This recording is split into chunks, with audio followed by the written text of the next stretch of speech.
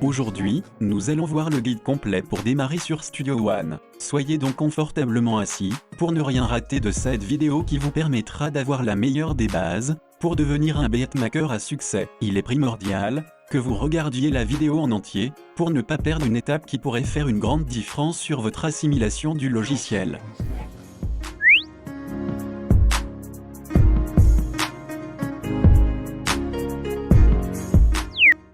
Bonjour tout le monde, j'espère que vous allez bien.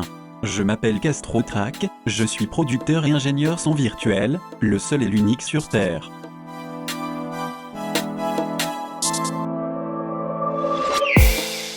Le domaine de la production audio, depuis plusieurs années, est entré dans une dynamique forte. De plus en plus de studios et de producteurs de qualité ont vu le jour, notamment avec les nouvelles avancées en termes de technologie numérique virtuelle. Mais je vous assure que ce que vous allez découvrir sur cette chaîne va largement au-dessus de tout ce que vous imaginez, et je suis très sérieux. Si vous me découvrez pour la première fois, n'hésitez surtout pas à mettre un pouce bleu sur cette vidéo, mais aussi de vous abonner à la chaîne et d'activer la cloche de notification pour ne rien rater des futures vidéos qui vont être absolument incroyables. Alors, beatmakers, producteurs, compositeurs, ingénieurs de son, tenez-vous prêts, vous allez en avoir pour votre temps. C'est parti! Allons donc dans notre ordinateur, et c'est parti!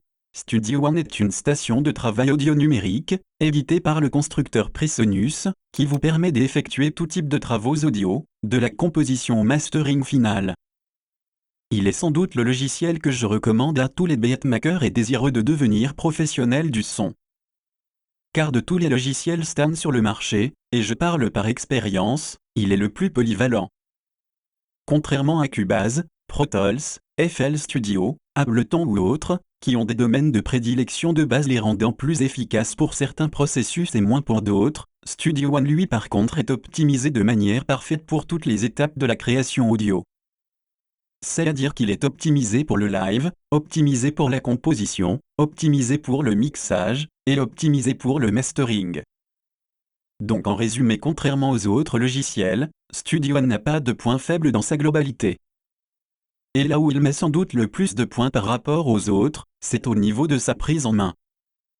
Le logiciel, parmi tous ceux de la gamme professionnelle, est ultra ergonomique, intuitif et d'une facilité d'apprentissage unique. Trêve de bavardage, découvrons Studio One.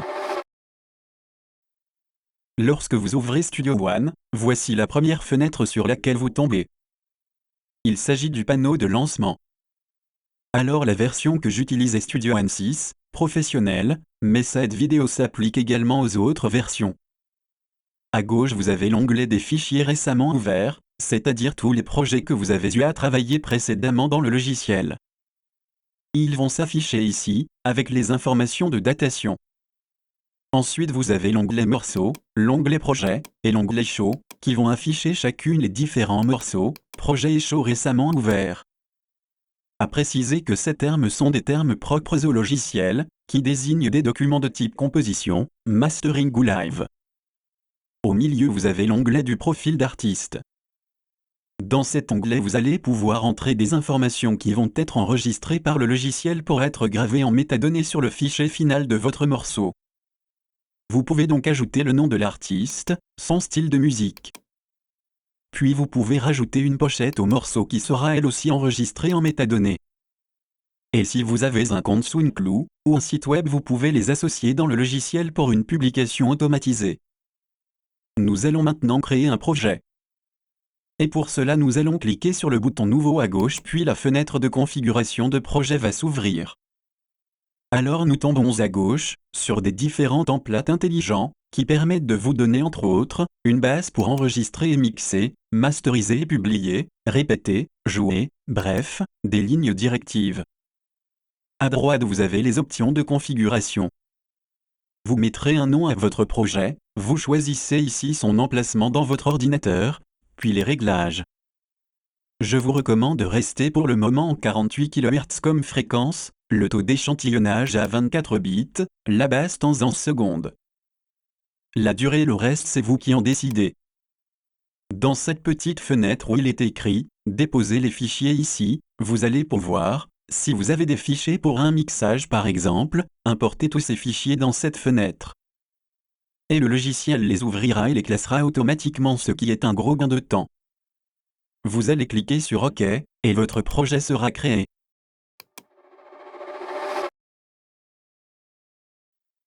Voici l'interface d'utilisateur vide du logiciel Studio One.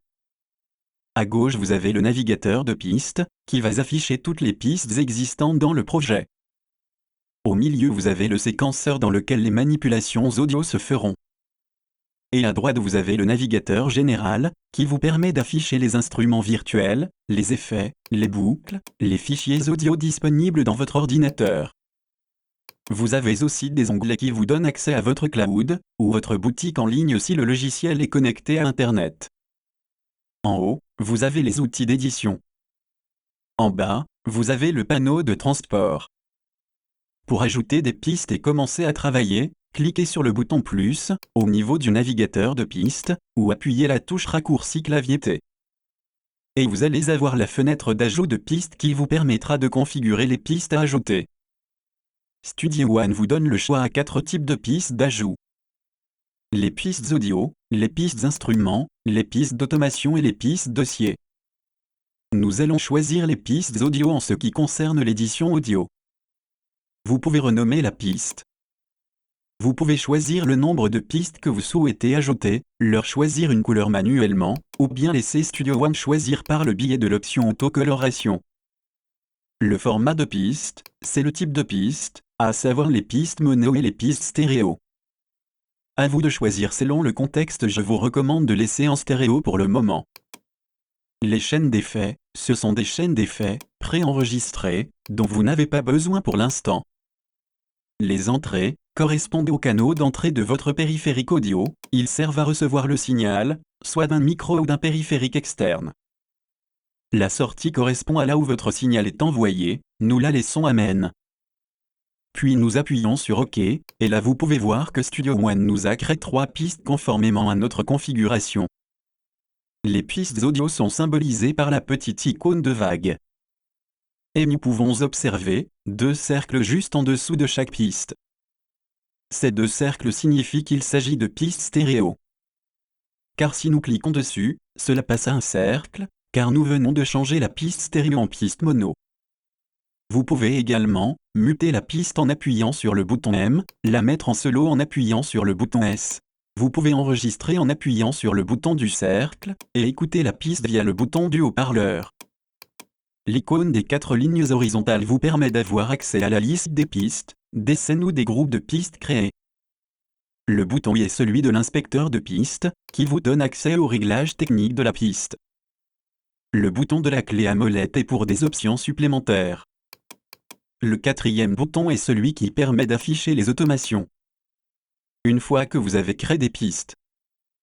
Pour afficher le mixeur de Studio One, vous pouvez cliquer en bas, à droite, sur le bouton mixeur, ou bien en appuyant la touche raccourci clavier F3.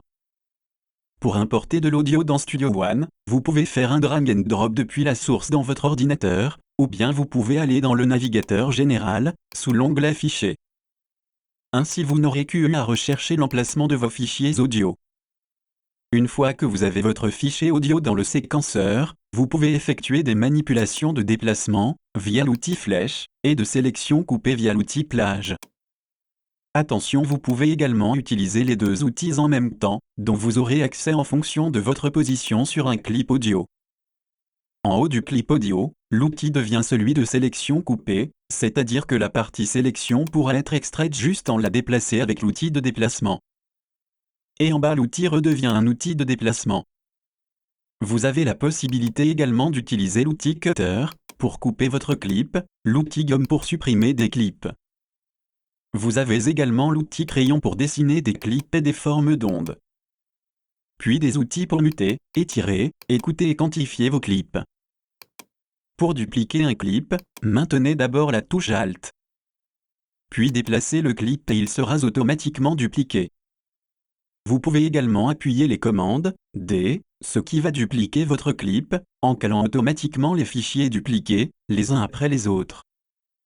Pour diviser un clip au niveau de la position du curseur, appuyez la commande Alt plus X. Vous pouvez diminuer la longueur d'un clip en positionnant votre curseur souris, et en cliquant sur les bords du clip et en les déplaçant.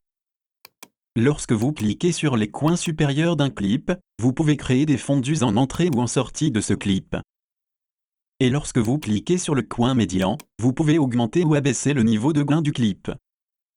Pour fusionner deux clips, vous pouvez appuyer sur la touche G.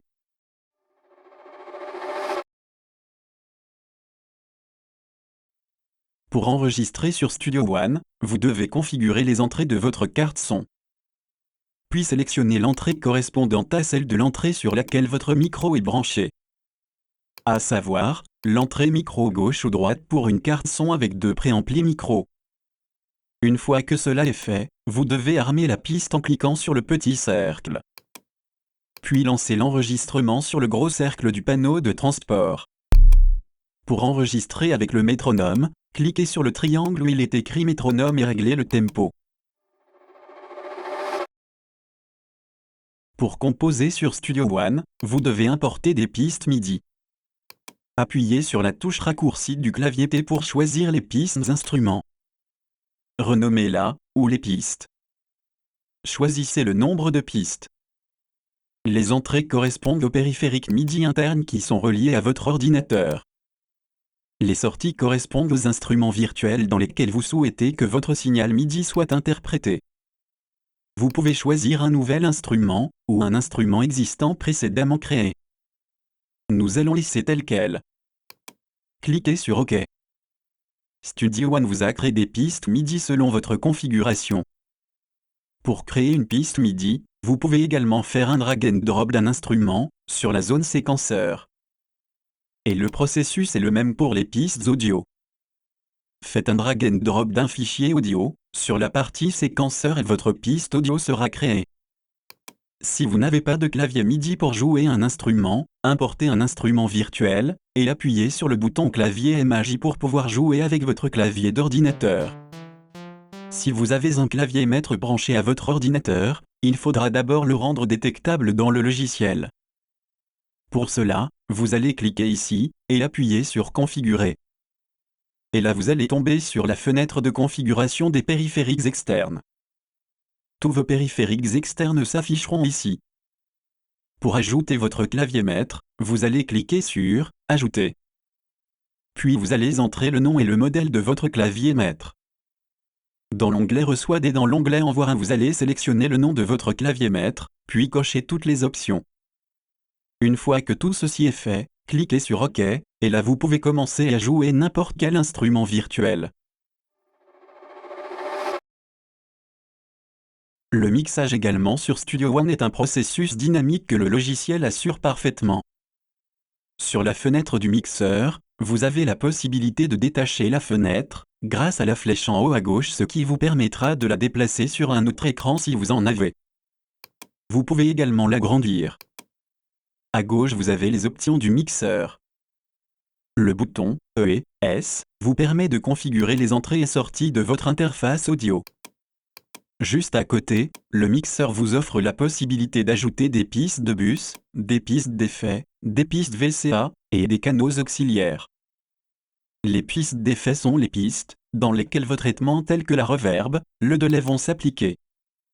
Vous pouvez également faire un drag and drop d'un effet, depuis le navigateur général, à une piste du mixeur, juste sous la fenêtre départ et cela va vous créer une piste d'effet. Ou vous pouvez sélectionner une piste, faire un clic droit et cliquer sur Ajouter un canal d'effet. Pour ajouter plusieurs pistes à une piste d'effet, pour les appliquer un même traitement, sélectionnez les pistes à ajouter puis cliquez sur le bouton plus de la zone des départs, et sélectionnez la piste d'effet. Toutes les pistes sélectionnées vont être assignées au canal d'effet avec un paramétrage de niveau de base que vous pouvez modifier. Vous pouvez également sélectionner plusieurs pistes, et faire un drag and drop, d'un effet sur la zone de départ d'une des pistes sélectionnées. Un canal d'effet va être créé, dans laquelle toutes vos pistes seront assignées. Pour ajouter des pistes de bus, le principe est le même. Vous sélectionnez une ou plusieurs pistes, et faites un clic droit et appuyez sur Ajouter un canal de bus aux pistes sélectionnées. Vous pouvez également créer une piste de bus indépendamment, puis sélectionner une ou plusieurs pistes et changer la sortie main, sur la piste de bus en question. Ce principe est le même pour les pistes VCA. À gauche vous avez aussi l'option « Fader Flip », dont je ferai une vidéo spéciale. Puis vous avez la possibilité d'afficher les inserts ou pas, de rétrécir les pistes, ce qui est pratiquement quand on a une session avec énormément de pistes. Vous pouvez afficher aussi vos entrées micro, vos sorties, vos périphériques externes, vos instruments actifs, vos scènes et vos groupes. Studio One vous permet également, si vous avez de grosses sessions de mixage, de n'afficher que l'essentiel dont vous souhaitez. C'est-à-dire, que vous pouvez décider de n'afficher que les pistes audio, en désactivant tous les autres onglets. Vous pouvez aussi faire pareil si vous ne voulez voir que les pistes instruments, effets, bus, VCA ou auxiliaires. Vous pouvez également, grâce à l'onglet des barres horizontales qui vous affiche la liste de vos pistes, sélectionner toutes celles dont vous souhaitez rendre visibles. Cela vous permet de vous focaliser sur l'essentiel lorsque vous travaillez sur des grosses sessions de mixage. Une fois que votre morceau est prêt. Pour l'exporter, sélectionnez la zone à exporter, puis cliquez sur l'onglet Morceau, et sur Exporter le mixage. Vous tomberez sur la fenêtre d'exportation. Vous choisirez l'endroit où vous voulez que le fichier final soit exporté. Vous pouvez changer le nom du fichier, et choisir si vous souhaitez le publier directement via le logiciel, si vos comptes Presonus FR ou SoundCloud sont activés. Studio One vous offre un large choix de formats d'export. Vous pouvez choisir un format, ou bien plusieurs formats à exporter en simultané. À droite, vous avez les options avancées qui dépendent de votre besoin. Mais ils n'ont pas nécessairement besoin d'être changés, sauf pour des besoins spécifiques comme dans le cas de l'exportation en mono par exemple. Cliquez sur OK, et votre travail sera exporté au format voulu avec une grande vitesse. Alors vous venez de voir le guide complet pour démarrer sur Studio One. N'hésitez pas à mettre un pouce bleu si la vidéo vous a été utile, et dites-moi en commentaire les zones d'ombre potentielles que vous pouvez avoir. J'en ferai des éventuelles vidéos détaillées.